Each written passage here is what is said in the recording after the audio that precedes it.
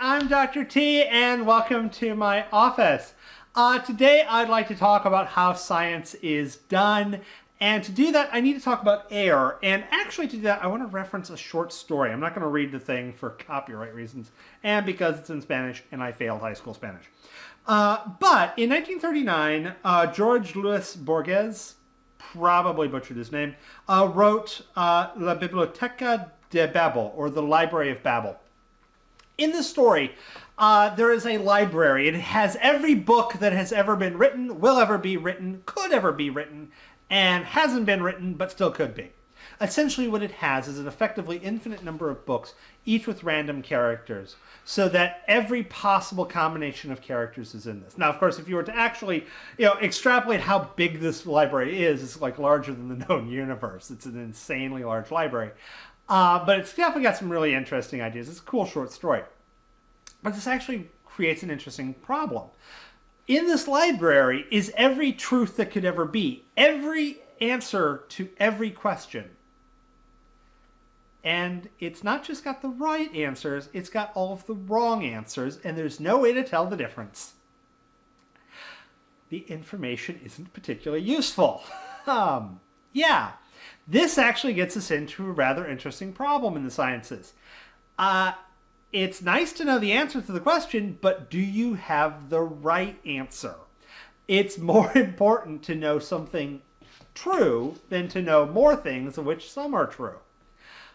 This is what we get into what we call a type 1 and a type 2 error. A type 1 error is seeing some pattern in nature and believing that what you see is true. You are what's referred to in technical language rejecting the null hypothesis, rejecting the idea that maybe you're wrong, maybe your idea isn't correct. You have a false positive. And this can be a major problem. I like to imagine, a thought experiment. You're walking in a jungle. You got big grass, big tuft of grass. One of those cool big tufts of grass. And the grass rustles. And you're like, I'm in Southeast Asia. There's a big tuft of rustling grass. Also that lives in Southeast Asia are tigers. Tiger, run! But there is no tiger. You simply look like an idiot. That's a type 1 error. The counterpart is a type 2 error. That's rejecting your hypothesis when you shouldn't have, a false negative. That would be, I'm in a jungle. I'm in Southeast Asia. There's a big tuft of grass. It's rustling. It's nothing. And then your cat food. Now, as humans, we are indicative. We are hardwired to make type 1 errors. Because let's be blunt. Would you rather look like an idiot or be Tiger Chow? I would rather look like an idiot. Most people would. So, yeah, we tend to make type 1 errors. The problem is those type 1 errors tend to compound. As Mark Twain, as I'm attributing to Mark Twain, even though it's been attributed to everyone under the sun, so he may or may not have said this, it's not what you know, that gets you in trouble. It's not what you don't know that gets you in trouble. It's what you know, that it just ain't so. This idea of misconceptions, these are really what tends to cause problems. So as we are going into the scientific revolution, what we're starting to realize is there's a lot of just bad ideas out there. A lot of things that people think are true or hold to be true that aren't. That are just malarkey. Or maybe have a moniker of truth to them, but yeah, no.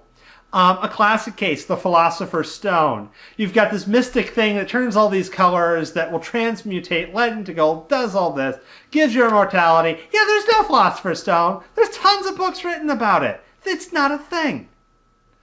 So at a certain point, what you really need to do is say, okay, instead of trying to know everything, instead of trying to find every answer in the Library of Babel, I need to only know what I know for sure is true.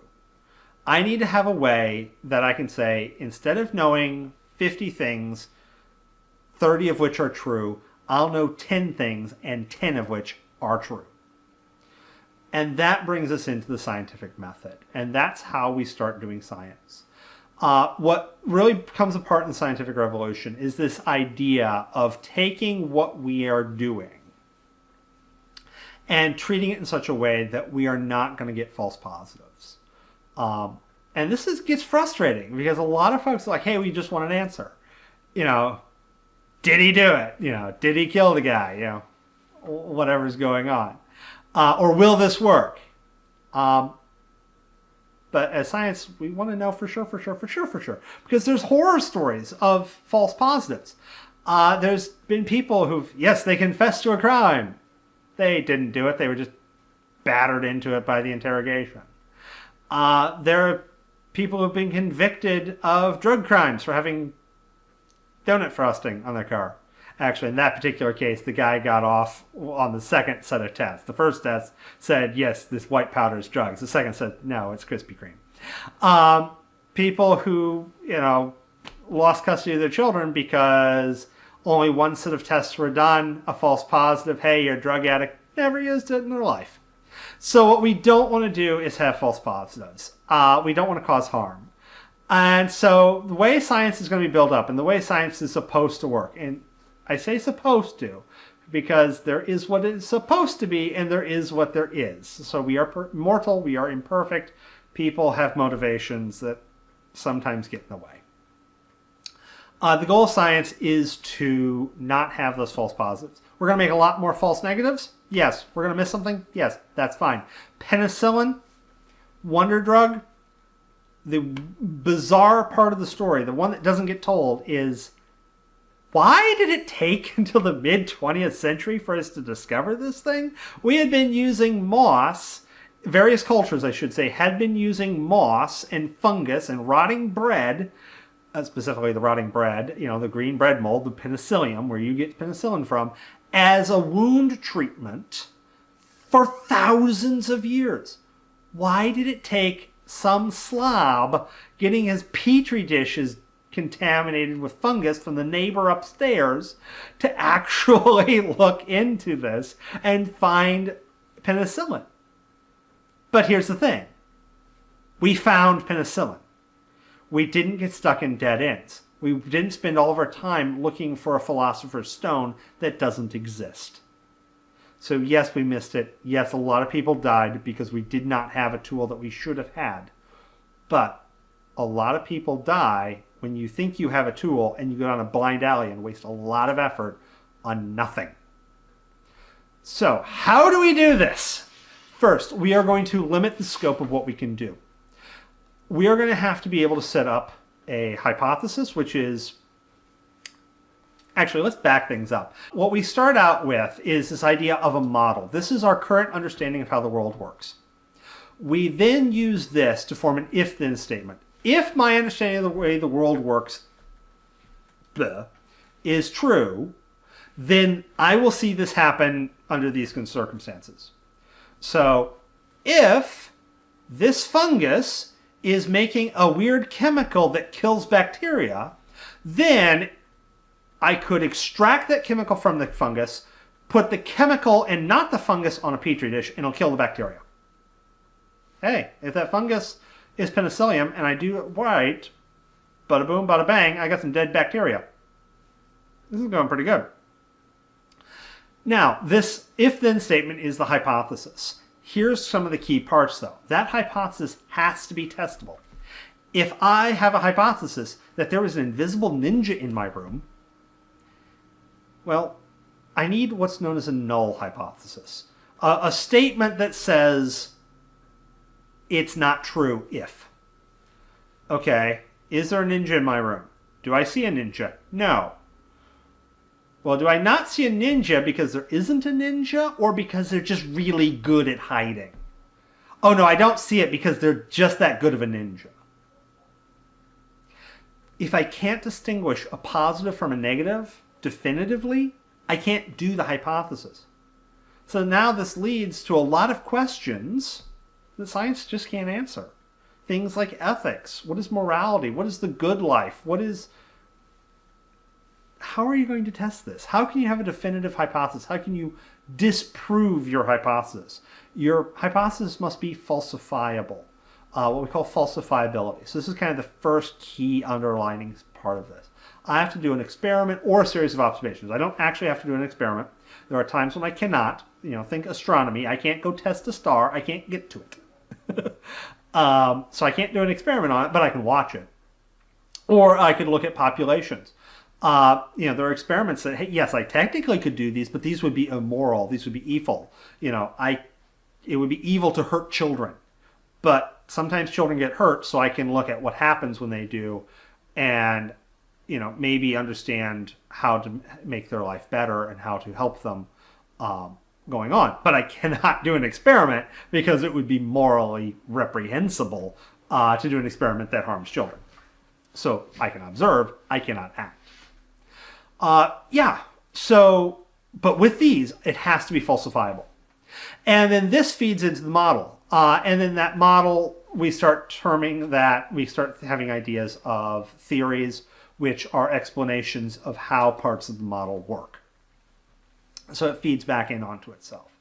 Of course, there's this annoying feature where in English, the word theory really has the same meaning as the word hypothesis does in science. So if something's a theory, it's not iffy. If it's a theory, it's in science. This is our best understanding of how things work. This has a lot of weight behind it. This has the burden of evidence to it, or the weight of evidence behind it. A hypothesis is that if-then statement. That one's a lot iffier. That's in science what the English word theory means. And then, of course, there's things like conjecture, which don't even have the weight of a hypothesis. It's just like, I got a gut feeling. I don't even have enough to say the model indicates that this should happen. Going on. Now, the next thing that we do, and this is kind of a little bit more of a modern development, is that we publish. I do this. I find my observations, or I do my experiment, and I publish this off to the world.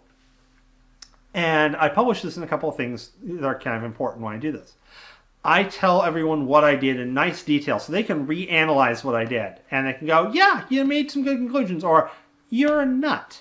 You're blinded by your hopes and desires. Your data doesn't make sense. So I give everyone my data. In plain English, I don't hide it. Additionally, I tell everyone how I did it. So everyone can go, you know what? You did this and this wrong. You didn't have controls. Controls are parts of my experiment to check to make sure the experiment is working. Otherwise, I could have a problem if I don't have my controls. For instance, if you do a drug trial, typically there's what's called a placebo control. That is, some of the patients get your new drug, some of the patients get a sugar pill that is not the drug, and that way you rule out, did they get better because of the drug, or did you get better because they just got better on their own? Or did they get better because they thought they would get better, and seriously, psychology is weird. So these are controls. Well, did I control enough? Or did I have something weird going on that led me to my results that I should have controlled for and that really changed the story of what's going on and really changed my conclusions? And furthermore, we can replicate this. Somebody else can take my work. Now, there's a bit of a problem because the money isn't there for this, because who wants to pay for someone to do it again? But get my work, do the entire experiment completely over again, and see if we get the same results. If we get the same results, hey, my stuff is probably legit. If you do it all over again, you get different results. Well, one of us screwed up. This is awkward. And there are certain disciplines, psychology definitely has a problem, where several key studies have since been replicated and they did not come out the same. So that's obviously, this is awkward. We got a problem. But this is a key part in checking it. We're double checking our work, literally double checking, triple checking, quadruple checking what's going on to make sure that what we've got coming out is good. Okay, this video is getting a bit long, so I'm going to cut it here and pick up with the next video.